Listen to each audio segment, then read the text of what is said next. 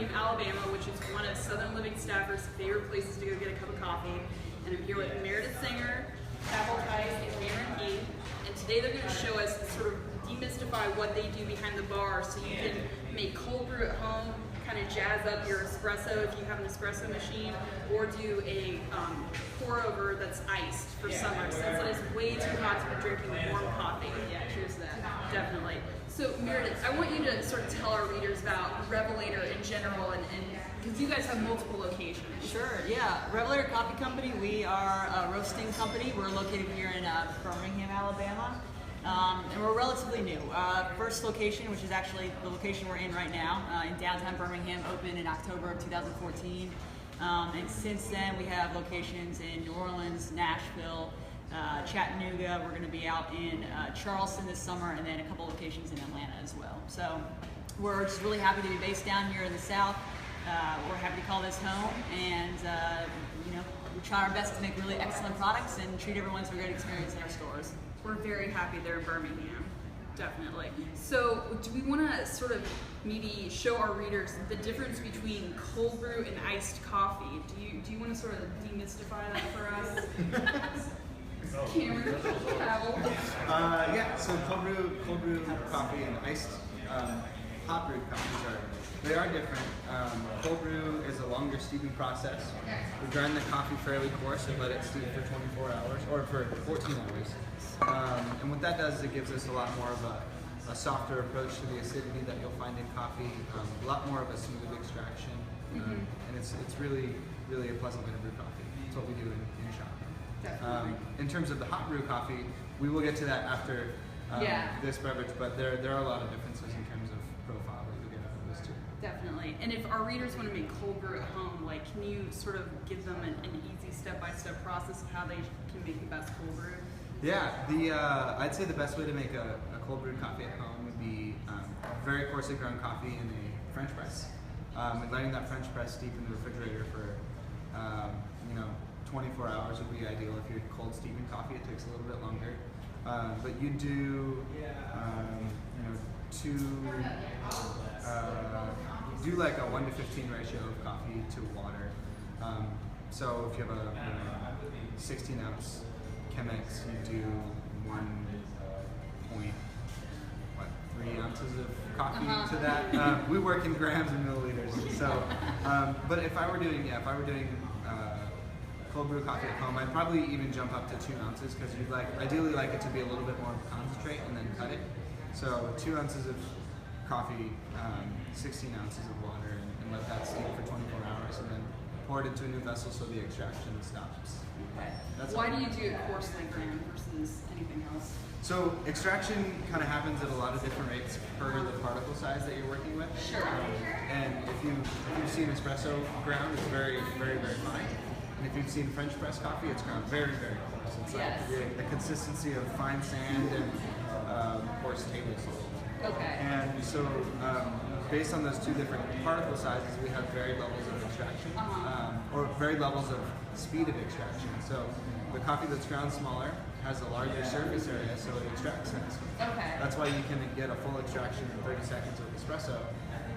And when you have a coarser ground coffee, you have less surface area because the coffee hasn't been broken into as many small particles. Okay. So the extraction takes longer to get there. That makes sense. That's how we're able to get a good extraction at 12 to 14 hours or 24 hours. If we ground coffee very fine, it won't have the same effect. And do you need to buy coffee that's specifically for cold brew to make that happen? Not really. It depends on your palate, on your the profile you're going for. But I would say, it depends what you like. I like bright African coffees. I think they taste really great, especially steeped for quite a long time. So that's where I would go. But someone may like really mellow, chocolatey, creamy coffees, and then that would steer them more towards a Central American coffee or something. Okay, that makes sense. That's cool. So you guys do this drink called the Weekender. Can you tell them about that? Yeah, the Weekender, kind of our take on an espresso creamsicle. We created it kind of on a whim. I was in one of our new stores in Atlanta, our SQ5 location, and I kind of was like, what do I want to make that would taste really good for my mood right now? And I was thinking tangerine, cream, vanilla, sparkling, and so it all just, I went down to the store, picked up some ingredients and threw it together, and it ended up being really good. Can I get a shot, Walker? Thank you. We're in an actually functioning coffee shop. This is not a set. This is not Things a set. are happening in here. We're gonna move it. So I'm gonna wait We're gonna get a shot of espresso here. about 30 seconds on this guy real quick. I think this is interesting though, because most people who just make coffee at home don't think about doing something like this. It's almost like a cocktail. Right. Like, is there like a certain sort of like ratio of like flavors, like, you know, a certain ratio of like acid to coffee to such and such that, you know, they can follow to make their own sort of drink like you did? Yeah, what I can do is I'll actually post this recipe online for people. Cool. So if you'd like to have it, you may.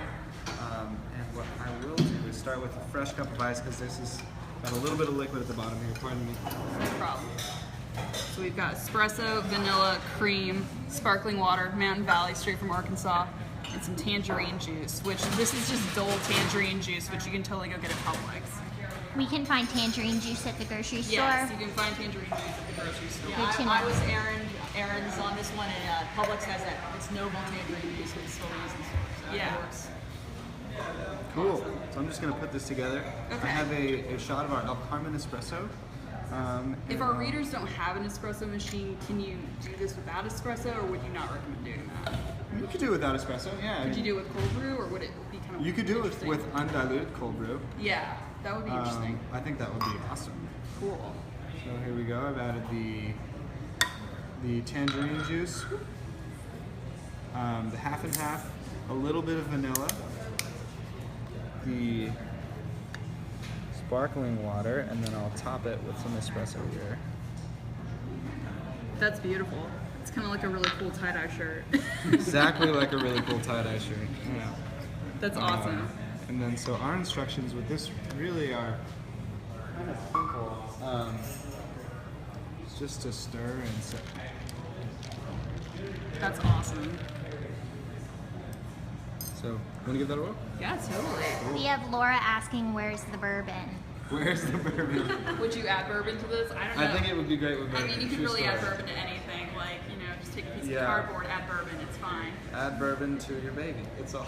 Exactly. It's that creamsicle. I would do well in vodka too. It does. It tastes like a coffee creamsicle, which sounds kind of like maybe that wouldn't be good, but it's really It good. is. It's delicious. It's wonderful. It's kind of like chocolate oranges that you get at Christmas, but summery. It's And we're crisp and loving it. refreshing. Yeah. It's super refreshing. So they're also going to show us how to make a iced pour over, which is really easy to do if you don't have, you know, if you don't have an espresso machine. It's a different way of making iced coffee. That's different than cold brew. You get that. We got all the drinks down here. Definitely. We have also, while we're Yeah, waiting too, tell we them have about the a iced really tea. lovely tea selection too. We are just bringing some new teas online, so we realize not everyone's a coffee drinker, especially in the summer. I appreciate a good sweet tea. You have to if you live in the South. I was telling you, a mom loves an iced tea. My mother drinks so much iced tea, it's almost horrifying. Yeah, so Yeah. we're super excited. We have some really nice teas online right now. We'll be bringing some more in the next couple weeks. So come on down, try us out. We have some caffeine-free options too. I know people are sensitive to that as well. We try to have a little bit of something for everybody and accommodate people's needs down here. Yeah, I just had the jasmine mint and it was excellent. Very refreshing. Mint in summer is just great. And there's only so much coffee I can drink a day. Oh, So totally. you Like take even the just whole a edge sip of off. that, I'm kind of like, woo. And we have a couple questions still about the Weekender. Can you really taste the orange juice in it? You can really taste the tangerine. tangerine. It's not too powerful. It's not too acidic, but it's definitely there. It's good. I mean, when I read that recipe at first, I was like, I don't know about that, but that is really good. Like, give it a try. Yeah, if you come down to our shop and say you saw this on Southern Living, we'll hook you up with one, let you try one. Yeah, definitely.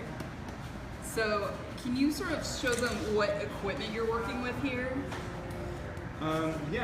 Yeah, we have a Slayer espresso machine, which is Each of these machines are handmade in Seattle. We have a Mazzer grinder, which comes from Italy.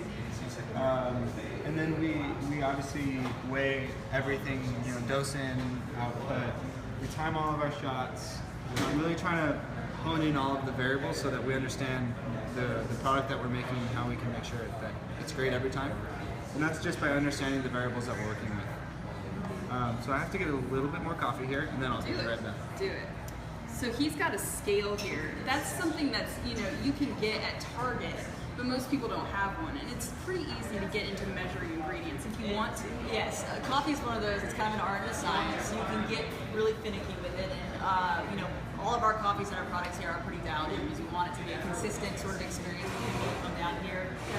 That said, there are ways to do all of this at home that's, approachable. And as long as you like what you're drinking at the end of the day, that's kind of what matters. But we do our RevelatorCoffee.com. We have an online store. We sell scales and all this equipment, that sort of thing as well. So. Definitely. And then this is a Chemex. That's a Chemex, which has been around for decades, and it's just one of those. It's beautiful. It's art and function kind of married, and it makes a really excellent cup of coffee. If you're really into coffee, it's a piece of equipment that's worth investing in because it's really not that expensive when it comes down to how much coffee you'll make in it. Yeah, exactly, and it makes consistently beautiful cups of coffee. So, and it's easy to clean. All those things. So you put ice in the Chemex. I did. Okay. This is different than that method. Yes, different than cold brew. There are a lot of differences here. We have finer ground coffee, brewing hot coffee over ice, and that kind of locks in that acidity and the brightness. So the differences we'll get between this coffee and that coffee, and the end product will be this will have a lot more brightness. It'll taste a lot more citric, maybe a lot more exciting if you like to eat a lot of grapefruit and bright fruits. And this will be a lot more subdued, a lot more mellow. Okay. That's what this coffee is. Okay, great. This is a Gataiti. It's a new coffee to us, pretty recent on the menu, and we're super, super, super happy with it. So how do you do the pour over, elementally? What are you doing here? So the first thing I do is a bloom. If you want to peek the camera right into there, you see it's bubbling. And that's CO2 and gases escaping the coffee, which just allows the later extraction to happen a lot easier. So we'll do a light pour. I put 44 grams into 25 grams of coffee, and I'm letting it bloom. So as it blooms, like I was saying, the gases escape and they kind of mellow out that coffee that's in the bed here. And how much water are you pouring in? So I've cut the total dose in half. So when I said we have a 1 to 15-ish ratio, I've taken a 25 gram dose and a 335 gram pour, and I cut it in half. So I have 165 grams of ice, and I'm putting in 170 grams of water. So I'll do just a really slow, even pour. That will do. I imagine the more pour overs you do, the more you just kind of get in a muscle memory about what you're supposed to do too, right? Yeah, I feel like it's like anything. The more you do it, the better you get. Yeah. The more you taste, the more you understand what you're serving. Definitely. But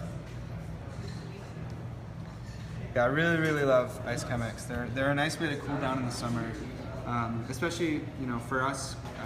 The summer is African coffee season, so when I say we're getting these light, bright, delicious coffees that taste great iced, it is the perfect season for it because that's where we are right now. Cameron, would you like to talk about our new coffee? Yeah, absolutely. Like you said, that's the Gataiti from. Oh, sorry. Step right up. You gotta talk loud. Okay, sorry. No worries. Yeah, this is our Gataiti from Kenya. The farm is actually called Gataiti, which is convenient. So we also have a bunch of Costas coming in. A pulp natural, which is a process of milling, which is called Barra Blanca. We have La Fila as well. Very crisp, refreshing coffee there. The third one is also the Santa Maria 22, which is not a coffee we should offer, so never mind that at all. And then other than that, we have a bunch of Nicaraguan coffees coming in. Yes, in Ethiopia. I should know this already. But yeah, so basically we should have a slew of African coffees coming in right now. So this is round one of our afternoon coffees. Definitely. And a lot of those coffees, the way our general managers have the ability to pick a selection of 4 coffees basically for our pour-over bar. So depending on which store you go to, you may get a different selection, but all of those are available as pour-overs. And then we usually feature one for our cold brew coffee each week as well. So there's always something new. It's seasonal. It's a seasonal product, so we try to rotate things in and out and keep our menu. Yeah. No, I think a lot of people don't realize that, like, the whole coffee thing, like, you might, if you go to one of these newer coffee shops, you may not necessarily be able to get your favorite variety every time, but that's not a bad thing. Exactly. And we have some blends. We have a few blends that we keep year round. We have our Petunias blend is Colombia and Brazil. Petunias is one of our favorites. That one is Southern Living Food Award this That's year. right. Yes. So we're proud of that one, and that one's pretty steady and consistent. It's available all year round. That's great. Cool. So we're Okay. good. So you're We're ready good? to Okay. we're ready to pour it here. That didn't take long at all. No. Just a quick iced coffee. That's beautiful. Yeah. Thank you. Of course. That is really bright. It's Yeah. almost lemony. Yeah. I love it. It's very smooth. Oh yeah, That's the cold brew. taste test. Hannah is comparing the cold brew to the pour over. This is almost like a little bit more earthy than this one, but like they're both very, very smooth. It's a good way to enjoy your coffee no matter what you do. For Double summer. fisting? Yeah, double fisting. The best way This to is what enjoy you your need coffee. for summer, for all the things you've got to accomplish, but you're hot. This is the way to go. Well, do we have any more questions from our readers, Brennan? We have quite a few people writing in and saying that they prefer hot coffee. If you all were going to convince someone to try pour over or cold brew, what would you tell them? I mean, you can make a pour over hot, so I guess. Okay. One easy one thought. there. I would Yeah. tell them they should come to Revelator, say you saw us on Southern Living, and say you want to try cold brew coffee. And people are here We'll to let you convert try you it. to We're cold here to brew. convert you, so we'll let you give you a little sample and see what you think. But if you like hot, they have that too. Yes. Yes. You can always get a hot coffee. We love but, hot coffee. But when you're in the South in the summer, this is the way to go. This In is Alabama, it excellent. shouldn't be hard at all. Yes. to convince someone to drink cold Yeah. And he should convince you. Yeah, it's like, please give it to me. Yeah. It's great though. It's so smooth. If you're afraid of it being acidic or bitey, don't be afraid. It's gonna be okay. Awesome. Well, thanks so much, guys, for absolutely. showing Southern Living readers how to make cold brew. This is awesome. Really Happy to exciting, do it. and we learned how to make a coffee cocktail, if you will, with minus the booze. But you can put that bourbon in there. Put the bourbon in, yeah. Yeah. Until next time. Thanks, guys. Cheers. Bye.